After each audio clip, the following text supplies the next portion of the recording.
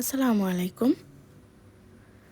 আজকের এই জন্য কিছু প্রোডাক্টের মোল্ড আউট করছি, তো ভাবলাম সবার সাথে শেয়ার করে দেখি।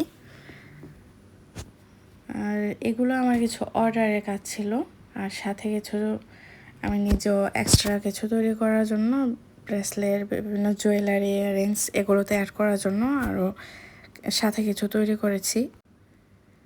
আসলে রেজিনের কাজ করাটা যতটা ঝামেলার, মোল্ড আউট তত ভালো লাগে, এটা ততটা রিল্যাক্সিং।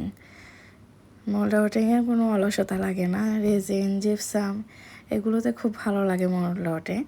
যদিও জিপসামের ক্ষেত্রে মোল্ড আউটিংয়ে অনেক প্রোডাক্ট নষ্ট হয় কখনো কখনো, তো রেজিনের ক্ষেত্রে এই রিস্কটা থাকে না, এটাতে মোল্ড আউট করতে খুব ভালো লাগে। তো এখানে আমার কিছু অর্ডারও ছিল। একজন ভাইয়া ঢাকা থেকে উনি কাউকে গিফট করার জন্য ফুল পাঠিয়েছিলেন, তো ওইগুলো থেকে উনি 2 পিস ব্রেসলেট, 2 পিস পেন্ডেন্ট আর 2 পিস ডায়মন্ড কাট চুড়ি অর্ডার করেছেন। তো ভাবলাম এগুলো আপনাদের সাথে শেয়ার করি। আমার আসলে তেমন ভিডিও করা হয় না, খুব কমই ভিডিও তৈরি করি আমি। আর বাটারফ্লাইস এগুলো আমি গোল্ডেন ফ্ল্যাক্স ব্যবহার করেছি, আরও বিভিন্ন কালারের কয়েকটা তৈরি করেছি, কয়েকটি কালারের। এগুলো আমি নতুনভাবে কিছু প্রোডাক্টে অ্যাড করব আর কি, ইনশাল্লাহ পেজে দেওয়া হবে। আর এগুলো ছিল ভাইয়ার অর্ডার। তবে সাথে গোলাপের যে পেন্ডেন্টটা, গোলাপের পাপড়ি, এটা স্কোয়ার শেপেরটা ভাইয়া অর্ডার করেনি, অন্য একজনের অর্ডার ছিল।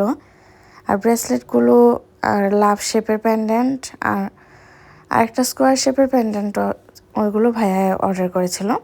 যদিও লাভ শেপের পেন্ডেন্টের অর্ডারটা পরে ভাইয়া আবার ছোট সাইজের, মানে যে সাইজেরটা উনি তৈরি করতে বলেছিলেন ওইটা তৈরি করার পর ভাই আবার বললো যে এটা সাইজটা বড় হয়, তো আর একটু ছোটো সাইজে তৈরি করে দিয়েছি। তো আমি ভেবেছিলাম এটাও সাথে দিয়ে দেব, কিন্তু আমার অসুস্থতা আর পার্সেল প্যাকেজিংয়ের সময় তাড়াহুড়ো এটা আর দিতে আমি ভুলেই গিয়েছিলাম। আমি বেশিরভাগই যখনই কোনো এক্সট্রা ফুল বেঁচে যায় কাস্টমারে দেওয়া, তখন আমি ওই ফুলগুলো দিয়ে কিছু না কিছু তৈরি করে গিফট করে দেওয়ার চেষ্টা করি তাদের সাথে।